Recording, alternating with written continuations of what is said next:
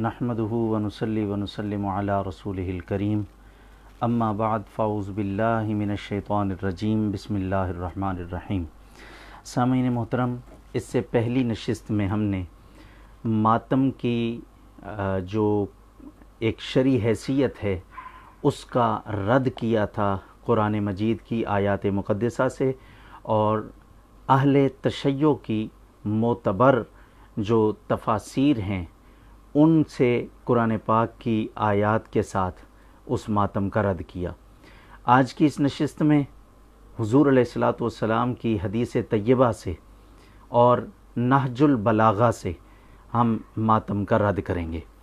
سب سے پہلی حدیث جس کو امام بخاری نے روایت کیا، حضرت عبداللہ ابن مسعود رضی اللہ تعالیٰ عنہ بیان کرتے ہیں، آقا علیہ السلام نے فرمایا، جو شخص منہ پر تمانچے مارے، گریبان چاک کرے اور زمانہ جاہلیت کی طرح چیخ و پکار کرے، آقا علیہ الصلاۃ والسلام نے ارشاد فرمایا وہ ہمارے دین پر نہیں ہے۔ اس کو امام بخاری علیہ الرحمہ کے علاوہ امام مسلم نے بھی روایت کیا، امام ترمذی نے، امام نسائی نے، امام ابن ماجہ نے اور امام احمد بن حنبل نے اپنی مسند کے اندر روایت کیا۔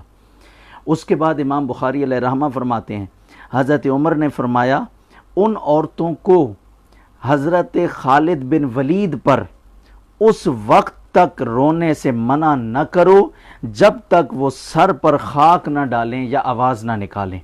تو اس حدیث طیبہ سے ہمیں یہ بات واضح ہو گئی کہ اگر کسی مصیبت کے آنے پر یا کوئی جب اپنا اس دنیا سے چلا جاتا ہے تو اس کے چلے جانے پر رونے کی اس حد تک اجازت ہے کہ جس حد تک انسان جزا و فضا نہ کرے اور اپنا چہرہ نہ نوچے، اپنے کپڑے نہ پھاڑے، اپنا گریبان نہ پھاڑے۔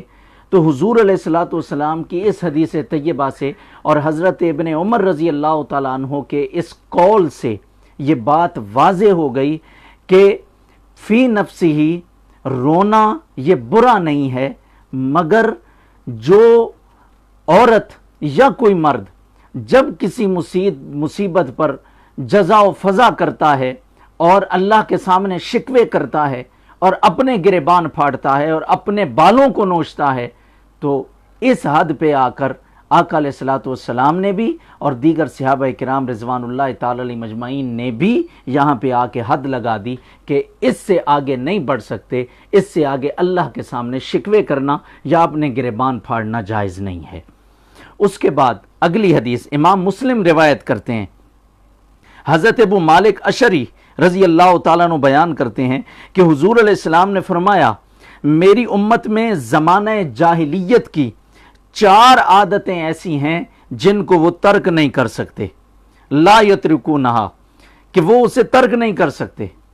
پہلی فرمایا الفخر فی الاحساب، اپنے حسب پر فخر کرنا، خاندانی شرافت پر فخر کرنا، اور فرمایا والطعن فی الانساب، اور اپنے نسب پر اور دوسروں کے نسب پر طعن کرنا، یعنی اپنے آپ کو اچھا گرداننا اور دوسروں کو برا گرداننا، دوسروں کے نسبوں پر انگلی اٹھانا، تبرہ بازی کرنا۔ آقا علیہ السلام نے فرمایا میری امت میں سے یہ 4 چیزیں نہیں جائیں گی۔ اب یہاں ایک سبق آموز چیز ہے کہ کوئی شخص خواہ وہ کتنا ہی بڑا صاحب علم کیوں نہ ہو، کتنا ہی بڑا مدبر کیوں نہ ہو، کتنا ہی بڑا خود کو دانشور کیوں نہ کہتا ہو، مگر یاد رکھیں کہ اگر اس نے کسی دوسرے کے نسب پر طعن کر دیا، ہمارے ہاں ہوتا یوں ہے کہ ذرا سی بات اپنے مزاج کے خلاف دیکھی، اس کے نسب پر طعن کر دیا، اس کے دین پر طعن کر دیا، اس کے ایمان کو مشکوک بنا دیا، لوگوں کی نگاہوں میں اس کے ایمان کو ختم کر دیا۔ آقا علیہ السلام نے فرمایا یہ چیز جاہلیت میں سے ہے کہ اپنے حسب پر، اپنی خاندانی شرافت پر فخر کرنا اور دوسروں کے نسب پر طعن کرنا۔ فرمایا یہ زمانہ جاہلیت کی رسموں میں سے یہ رسمیں ہیں۔ اور تیسری فرمایا ستاروں سے بارش طلب کرنا، ستاروں سے بارش طلب کرنا، جیسا کہ کفار کا ایک عقیدہ تھا۔ فرمایا کہ یہ چیز بھی میری امت کے اندر کئی لوگ ایسے ہوں گے ستارہ پرست لوگ جو اس چیز کو کبھی نہیں چھوڑیں گے۔ اس کے بعد چوتھی چیز آقا علیہ السلام نے فرمایا اس کے بعد آقا علیہ السلام نے فرمایا ستاروں سے بارش طلب کرنا اور نوحہ کرنا۔ یہ نوحہ کرنا کیا ہے؟ یہی تو وہ پیٹنا ہے۔ وہ نوحہ کا معنی ہوتا ہے کہ کسی میت پر اس طرح رونا اور پیٹنا کہ اپنے بالوں کو بھی نوچے، اپنے چہرے پر خراشیں ڈالے، اپنے گریبان کو پھاڑے، اپنا سینہ پیٹے۔ آقا علیہ الصلوۃ والسلام نے ارشاد فرمایا یہ زمانہ جاہلیت کی باتیں ہیں۔ پھر آقا علیہ السلام نے فرمایا اگر نوحہ کرنے والی مرنے سے پہلے توبہ نہ کرے، فرمایا اسے پگھلے ہوئے تانبے اور خارش کی قمیض پہنائی جائے گی۔ اس کے بعد اگلی حدیث پھر اس حدیث کو امام ابن ماجہ نے بھی روایت کیا اور اسی حدیث کو امام احمد بن حنبل نے بھی روایت کیا۔ اگلی حدیث امام بخاری روایت کرتے ہیں، حضرت ام عطیہ رضی اللہ تعالی عنہ بیان کرتی ہیں کہ ہم نے حضور علیہ السلام سے بیعت کی، آپ نے ہم پر یہ آیت کریمہ تلاوت کی کہ وہ عورتیں اللہ تعالیٰ کے ساتھ بالکل شرک نہ کریں اور ہم کو نوحہ کرنے سے منع فرمایا۔ اس کا مطلب یہ ہوا کہ ایمان کی اساس اور ایمان کی بنیاد جن چیزوں پر آقا علیہ السلام نے رکھی، پہلی چیز رد شرک اور قطع شرک، شرک کی سرکوبی کرنا اور شرک کو جڑ سے ختم کرنا، یہ پہلی چیز ایمان کی بنیاد کہ اس چیز کو ختم کر کے توحید پر ایمان لانا، اور دوسرا نوحہ نہ کرنا، یعنی جو نوحہ کرے، جو ماتم کرے، جو پیٹے، وہ سمجھ لو کہ وہ ایمان کی رتی بھی اس کے اندر موجود نہیں ہے۔ کیوں؟ آقا علیہ الصلوۃ والسلام نے اسے ایمان کی بنیاد قرار دیا ہے۔ اور پھر اس حدیث کو امام ابو داؤد نے بھی روایت کیا اور اسی حدیث کو امام احمد بن حنبل نے بھی روایت کیا۔ پھر امام بخاری حضرت ام عطیہ رضی اللہ تعالی عنہ سے روایت کرتے ہیں کہ حضرت ام عطیہ بیان کرتی ہیں کہ حضور علیہ السلام نے بیعت کرتے وقت ہم سے یہ عہد لیا اللہ تنوحا کہ ہم نوحہ نہیں کریں گی۔ آقا علیہ السلام کی بیعت لینا یہ اس بات پر قطعی دلیل ہے کہ آقا علیہ الصلوۃ والسلام نے اس نوحہ کو حرام قرار دیا ہے۔ اور پھر اسی حدیث کو امام مسلم نے بھی، امام ابو داؤد نے بھی، امام نسائی نے اور امام احمد بن حنبل نے روایت کیا۔ اگلی حدیث آقا علیہ الصلوۃ والسلام نے ارشاد فرمایا، حضرت ابو سعید خدری رضی اللہ تعالیٰ عنہ فرماتے ہیں قال لعن رسول اللہ صلی اللہ علیہ وسلم النائحہ والمستمعہ۔ حضرت ابو سعید خدری فرماتے ہیں آقا علیہ السلام نے نوحہ کرنے والی اور نوحہ سننے والی عورت پر لعنت فرمائی ہے۔ تو کیوں ہم اپنے مسالک کو، اپنے مکاتب فکر کو بچانے کے لیے کیوں اللہ اور اس کے رسول کی لعنت لے رہے ہیں اور پھر اپنے ایمان کو نوحہ کر کے، ماتم کر کے اپنے ایمان کو خراب کر رہے ہیں؟ اب بس آخر میں انشاءاللہ العزیز اس سے اگلی نشست میں ہم علماء اہل تشیع کی کتابوں سے انشاءاللہ ماتم کے رد پر انشاءاللہ دلائل پیش کریں گے۔ آج جو اہل تشیع کے ہاں قرآن مجید کے بعد سب سے زیادہ معتبر کتاب نہج البلاغہ، اس کے حوالے سے سنیے نہج البلاغہ کے اندر کیا ہے۔ وقال علیہ السلام کہ حضرت علی رضی اللہ تعالی عنہ نے ارشاد فرمایا صبر بقدر مصیبت نازل کیا جاتا ہے۔ جس شخص نے مصیبت کے وقت من ضرب یدیہ علی فخذہ عند مصیبتی حبط عملہ. آقا حضرت علی رضی اللہ تعالیٰ عنہ نے فرمایا جس شخص نے مصیبت کے وقت اپنا ہاتھ اپنے زانوں پر مارا، فرمایا کہ اس کا عمل ضائع کر دیا جاتا ہے. اس کا عمل ضائع، یہ حضرت علی رضی اللہ تعالیٰ عنہ فرما رہے ہیں، جس کو اہل تشیع کل ایمان کہتے ہیں، جو باب مدینۃ العلم ہیں. مولا علی شیر خدا رضی اللہ تعالیٰ عنہ آپ فرما رہے ہیں محبین علی کے لیے یہ لمحہ فکریہ ہے کہ خود مولا علی علیہ السلام کیا فرما رہے ہیں.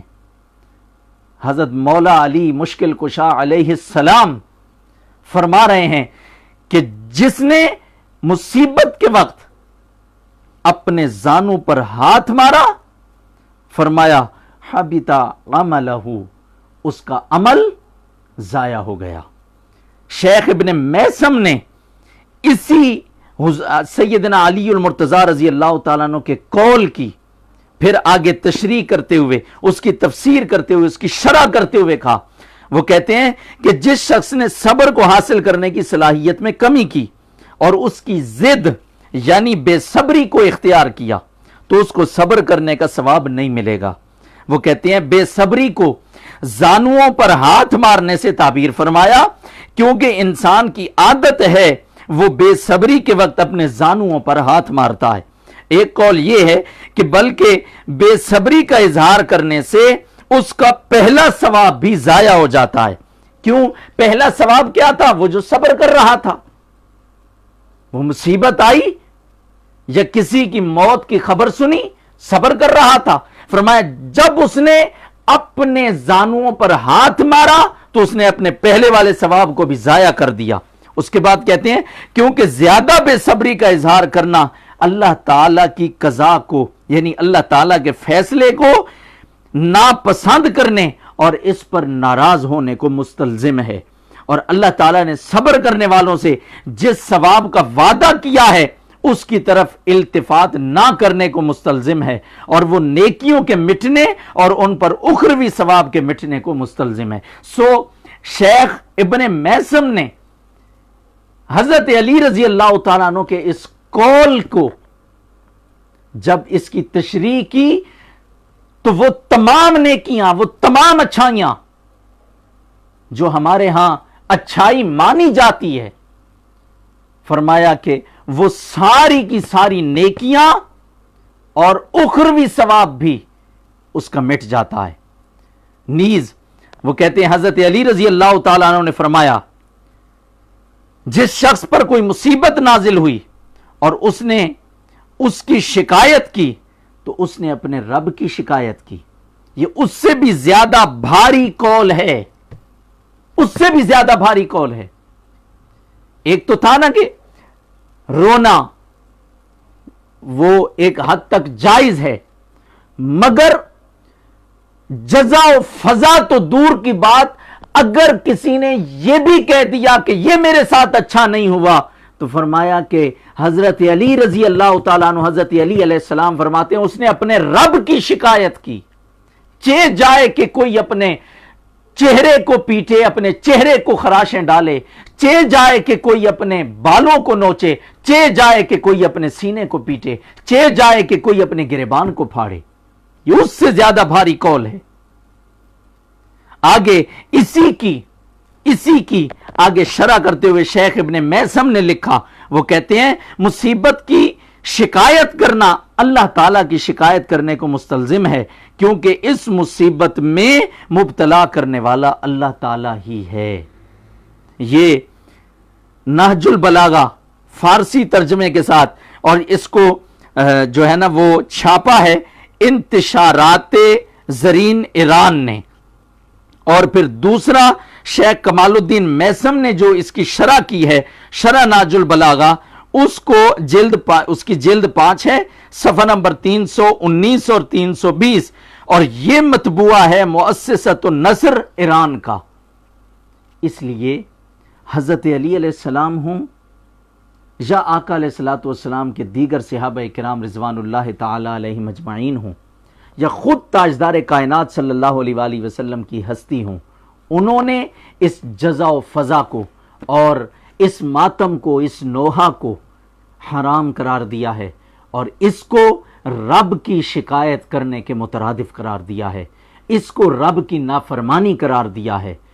انشاءاللہ العزیز ہم اگلی نشست میں اہل تشیع کی معتبر کتابوں سے انشاءاللہ العزیز اس مروجہ ماتم کی جو ہے وہ حرمت پر انشاءاللہ العزیز دلائل پیش کریں گے۔ اللہ رب العزت دین حق سمجھنے کی اور دین حق پر چلنے کی توفیق عطا فرمائے۔ وآخر دعوایا ان الحمد للہ رب العالمین۔